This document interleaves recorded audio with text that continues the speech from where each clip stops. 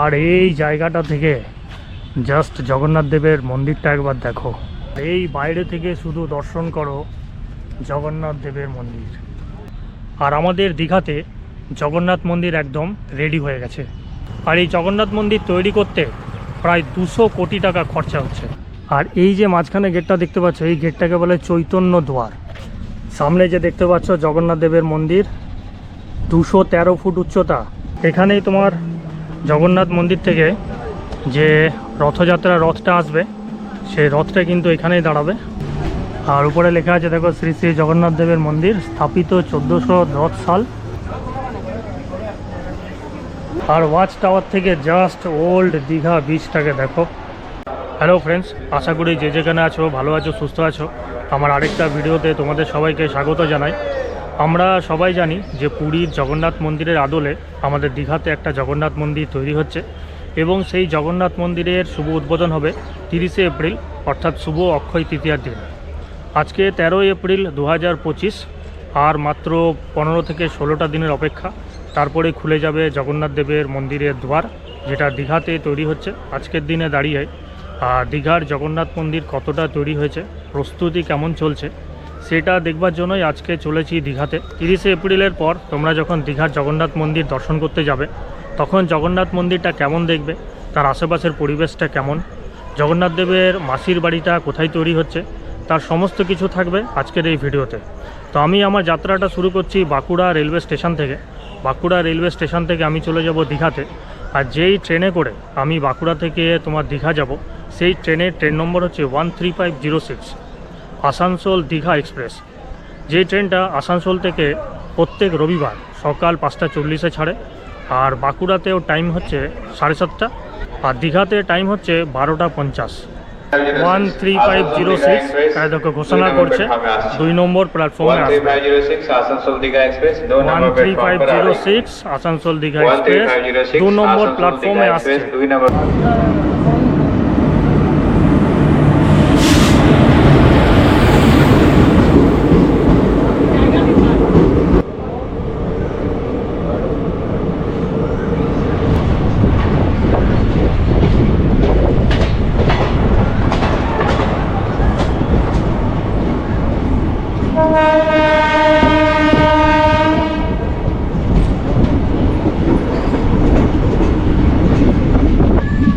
বাঁকুড়া থেকে মোটামুটি 10 মিনিট লেটে 2 নম্বর প্ল্যাটফর্ম থেকে ট্রেন ছেড়ে দিল।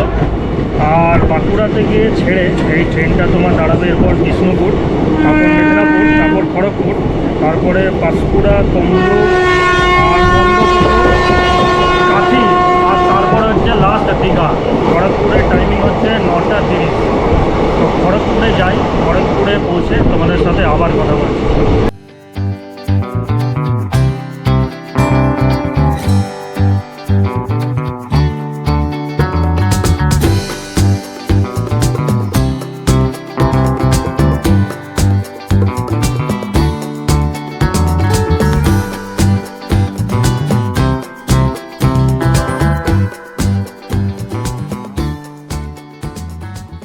চলে আসলাম তোমার খড়গপুর স্টেশনে। আর খড়গপুরের রাইড টাইম ছিল 9:30, মোটামুটি রাইড টাইমে ঢোকালো। আর এখানে 5 মিনিটের হল্ট আছে। আর এই হচ্ছে আমার ট্রেন, দেখতে পাচ্ছ 6 নম্বর প্ল্যাটফর্মে দিয়েছে। আর এই খড়গপুর থেকে ছেড়ে ট্রেনটা তোমার দাঁড়াবে পাঁশকুড়া, তারপর তমলুক, তারপর নন্দকুমার, কাঁথি, তারপর হচ্ছে দীঘা। দীঘাতে রাইড টাইম যেটা আগেও বললাম 12:50। তো চলো দীঘাতে নেমে তোমাদের সাথে আবার কথা হচ্ছে।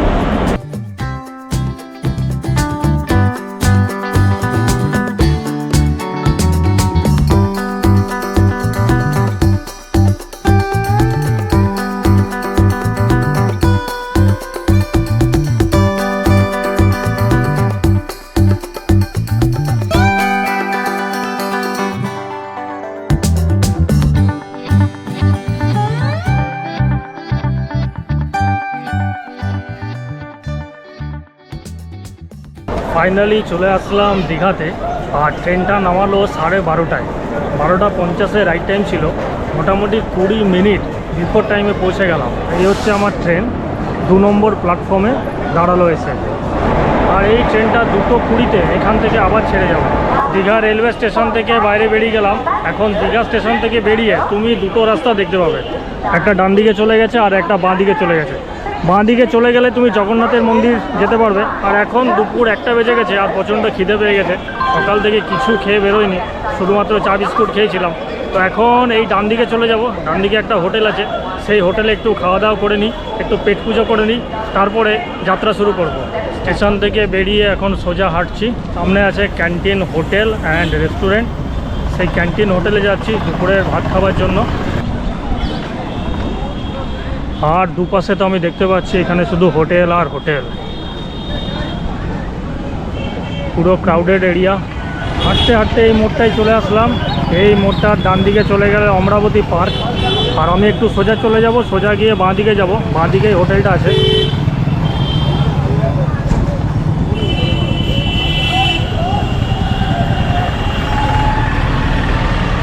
এই হচ্ছে ক্যান্টিন হোটেল অ্যান্ড রেস্টুরেন্ট, যেখানে খাবো। এই হোটেলটাতে খাবো, ক্যান্টিন হোটেল অ্যান্ড রেস্টুরেন্টে।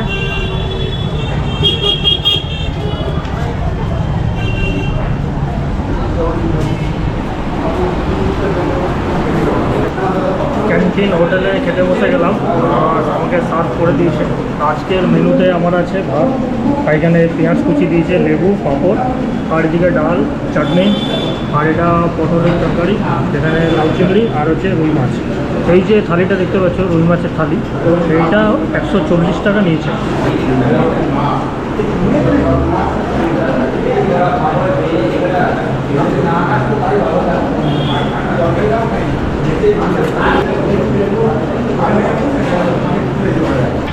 ক্যান্টিন হোটেলে ভাত খেয়ে আবার চলে আসলাম দীঘা রেলওয়ে স্টেশনের সামনে। আর দীঘা রেলওয়ে স্টেশন থেকে বেরিয়ে তখন গেছিলাম ডান দিকে, আর এখন যাচ্ছি বাঁ দিকে, কেননা এই বাঁ দিকেই পড়বে জগন্নাথের মন্দির। এই সোজা রাস্তা দিয়ে যেতে হবে।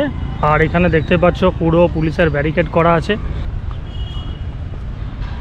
আর চোখের সামনে আমি দেখতে পাচ্ছি ঘেরা দেওয়া আছে, যার ভেতরে তৈরি হচ্ছে জগন্নাথ দেবের মন্দির। এই তো জয় জগন্নাথ, একদম চোখের সামনে দেখতে পাচ্ছি নবনির্মিত জগন্নাথ দেবের মন্দির। দেখতে পাচ্ছ সামনেই আছে মেন গেট। আর এই দিক দিয়ে যদি যাই, এদিকে তোমার কনস্ট্রাকশানের সব জিনিস রাখা আছে ওইখানে। এটা দিয়ে গেলেও তুমি একটু একটু মন্দিরটা দেখতে পাবে। তো চলো এটা দিয়ে যাই আর মন্দিরটা একটু দর্শন করে আসি।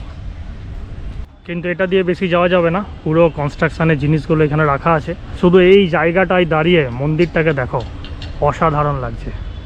জয় জগন্নাথ। সৌন্দর্যায়ন আর গার্ডেনিংয়ের কাজও চলছে বাইরেটায়। সুন্দর এরকম রাস্তা করে দিয়েছে, ফুটপাতও করেছে। আর রাস্তার এই পাশটাতে তুমি ঘাস দেখতে পাচ্ছ, ঘাস আর গাছপালা, আর পুরো বাউন্ডারি দেওয়া আছে। আর চারিদিকটায় সবুজ আর সবুজ দেখতে পাচ্ছি, বড় বড় গাছ। আর এই জায়গাটা থেকে জাস্ট জগন্নাথ দেবের মন্দিরটা একবার দেখো, অসাধারণ লাগছে।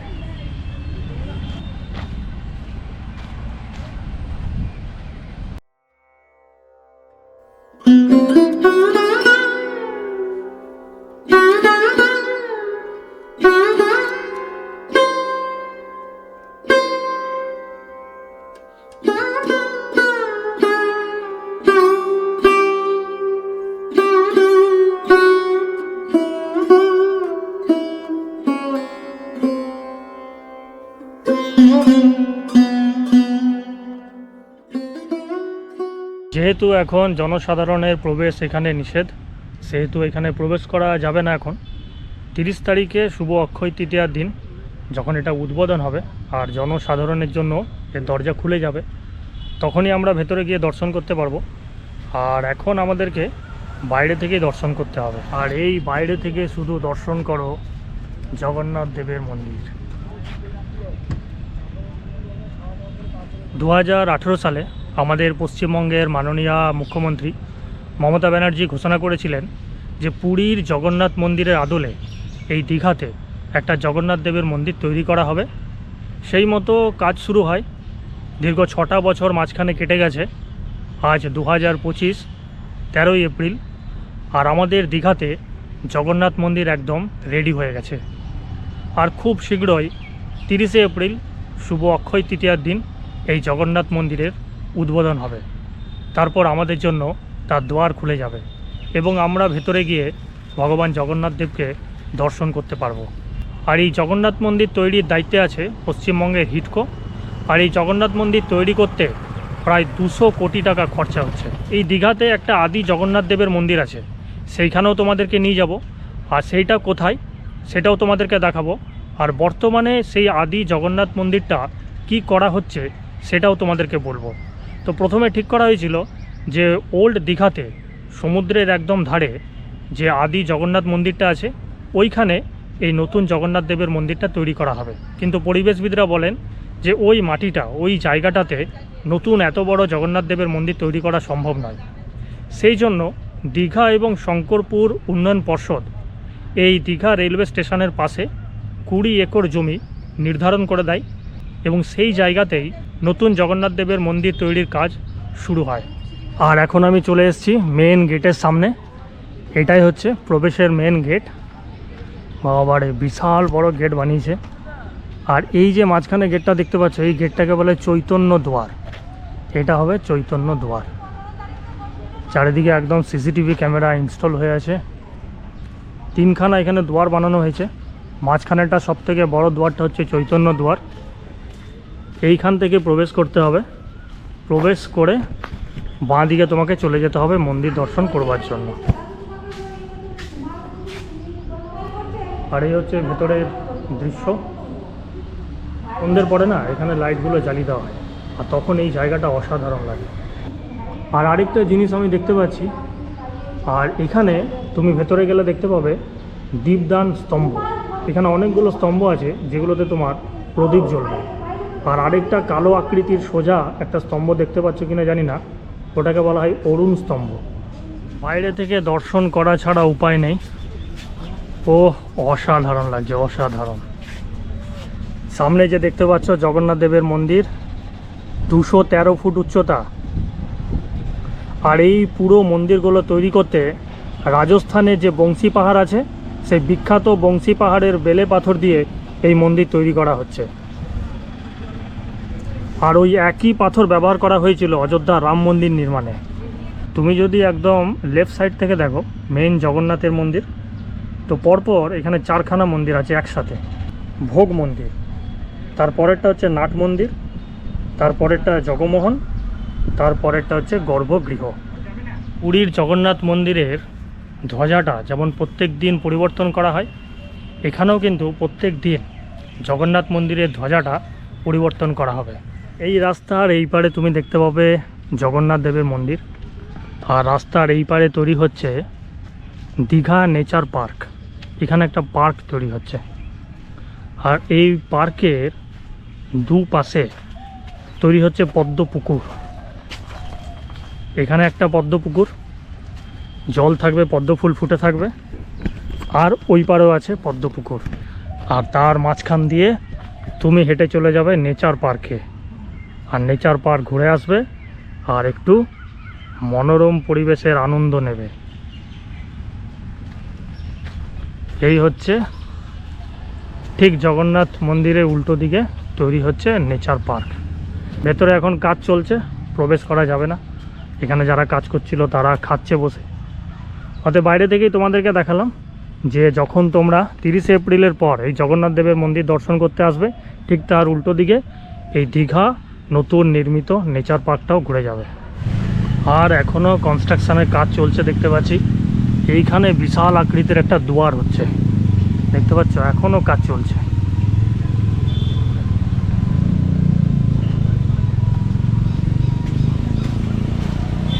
এই রাস্তাটা পুরোটাই ব্লক, এদিক দিয়ে ঘুরে যেতে হবে তোমাকে। সামনেই হচ্ছে দীঘা রাজ্য সাধারণ হাসপাতাল, জেনারেল হসপিটাল। জেনারেল হসপিটালের পাশ দিয়ে এই যে রাস্তাটা চলে গেছে, এই রাস্তা ধরে সোজা যাব।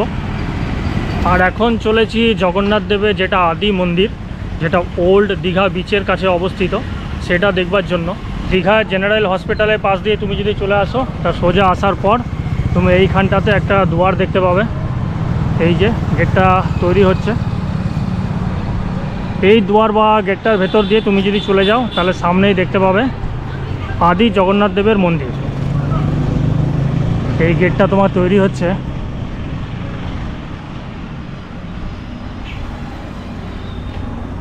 আর যেটা আদি জগন্নাথ দেবের মন্দির ছিল সেটাই এখন করা হচ্ছে গুন্ডিচা মাসির বাড়ি। আর দেখতেই পাচ্ছ এখানে পুরো কনস্ট্রাকশনের কাজ চলছে।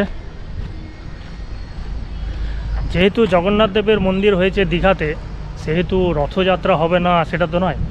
এই প্রথমবার 2025-এ এই জগন্নাথ মন্দিরেই রথযাত্রা উৎসব অনুষ্ঠিত হবে।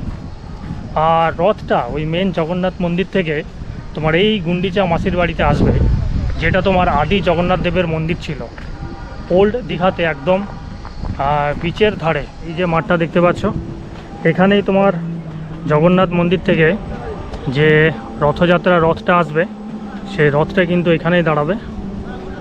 আর ঠিক পাশেই তুমি দেখতে পাবে আদি জগন্নাথ দেবের মন্দির, তার সাথে সাথে এটা হচ্ছে গঙ্গা মাতার মন্দির। আর উপরে লেখা আছে দেখো, শ্রী শ্রী জগন্নাথ দেবের মন্দির স্থাপিত 1410 সাল, ওল্ড দীঘা জগন্নাথ ঘাট, পূর্ব মেদিনীপুর।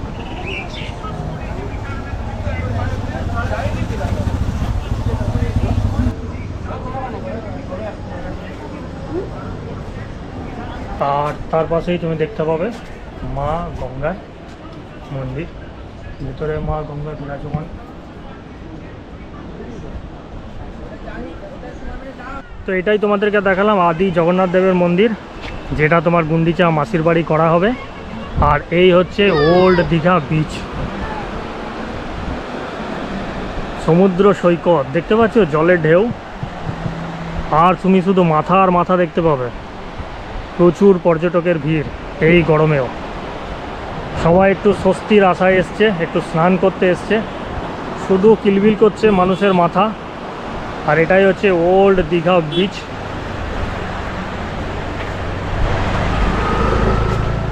আর এই রাস্তাটা সুন্দর করে দিয়েছে, একদম লাল করে দিয়েছে রাস্তাটা। ওল্ড দীঘাতে যে আদি জগন্নাথ দেবের মন্দিরটা আছে, সেইটা গড়ে ওঠার পেছনে একটা কাহিনী আছে। এখানকার মৎস্যজীবী যারা ছিলেন, সেই মৎস্যজীবীরা মা গঙ্গাকে আরাধ্য দেবী হিসেবে পুজো করতেন। তখন এখানে একটা তালপাতার ছোট্ট মন্দির ছিল। তো যে সমস্ত পর্যটকরা ওল্ড দীঘাতে আসতেন, তারা সেই ছোট্ট মা গঙ্গার মন্দিরটা দর্শন করে যেতেন। সেই মতনই সমীর মণ্ডল নামে কলকাতার এক পর্যটক, উনি এবং ওনার স্ত্রী এখানে এসেছিলেন ওল্ড দীঘাতে ঘুরতে। তো তখন সন্ধেবেলাতে তিনি এখানকার যারা মৎস্যজীবী ছিলেন তাদের সঙ্গে বসে আড্ডা দিচ্ছিলেন বা গল্প করছিলেন। সেই সময় ওনারা দেখেন যে 3টে মূর্তি এই জলে ভেসে আসে। তার মধ্যে একটা ছিল ভগবান জগন্নাথ দেব, আর বলভদ্র বা বলরাম, এবং হচ্ছে সুভদ্রা। তখন তারা ওই মূর্তিগুলো সংগ্রহ করে এবং তারা মনে করে যে ভগবান জগন্নাথ এখানে এসে তাদেরকে বলেছেন যে এখানে ওনার মন্দির প্রতিষ্ঠা করবার জন্য। তো সেই মতো তারা নিজেরা অর্থ দিয়ে এখানে মন্দিরটা নির্মাণ করে। তো এই হচ্ছে সংক্ষিপ্ত ইতিহাস। আর এটা কিন্তু কোনো পৌরাণিক কাহিনী নয়, এটা একদম সত্য ঘটনা। তো এইভাবেই ওল্ড দীঘাতে আদি জগন্নাথ দেবের মন্দিরটা প্রতিষ্ঠা হয়েছিল, আর যেটা বর্তমানে গুন্ডিচা মাসির বাড়ি করা হবে। আর এখন উঠে পড়লাম একটা ওয়াচ টাওয়ারে, ওল্ড দীঘা বিচের একদম পাশে। সামনেই হচ্ছে ওল্ড জগন্নাথ মন্দির, আর এই হচ্ছে ওল্ড দীঘা বিচ। তার পাশেই এই ওয়াচ টাওয়ারটা তুমি দেখতে পাবে। এই ওয়াচ টাওয়ারে উঠে পুরো ওল্ড দীঘা বিচটাকে তুমি দেখতে পাবে। আর ওয়াচ টাওয়ার থেকে জাস্ট ওল্ড দীঘা বিচটাকে দেখো, অসাধারণ লাগছে। যে মন্দির প্রতিষ্ঠার ইতিহাসটা তোমাদেরকে বলছিলাম, দেখো এখানে লেখা আছে শ্রী শ্রী জগন্নাথ দেবের মন্দির প্রতিষ্ঠাতা ও দাতা শ্রী সমীর মণ্ডল, শ্রীমতী উর্মিলা মণ্ডল ওনার স্ত্রী। দেখো ঠিকানা টালিগঞ্জ, কলকাতা। আরেকবার চলে আসলাম জগন্নাথ মন্দিরের কাছে। না এসে আর পারছি না, তার কারণ এতটাই সুন্দর লাগছে এই জগন্নাথ মন্দিরটাকে, মনে হচ্ছে এখানেই থেকে যাই আর বারবার এই জগন্নাথ মন্দিরটাকে দর্শন করি। তো আরেকবার দেখে নাও এই জগন্নাথ মন্দির। 30শে এপ্রিলের পর এখানে চলে আসবে। আর জয় জগন্নাথের নাম নিয়ে আমার এই ভিডিওটা লাইক করে দেবে, চ্যানেলটা আমার সাবস্ক্রাইব করে দেবে। আর খুব শীঘ্রই ফিরছি দীঘা থেকে পরের ভিডিও নিয়ে। Till then take care and bye by.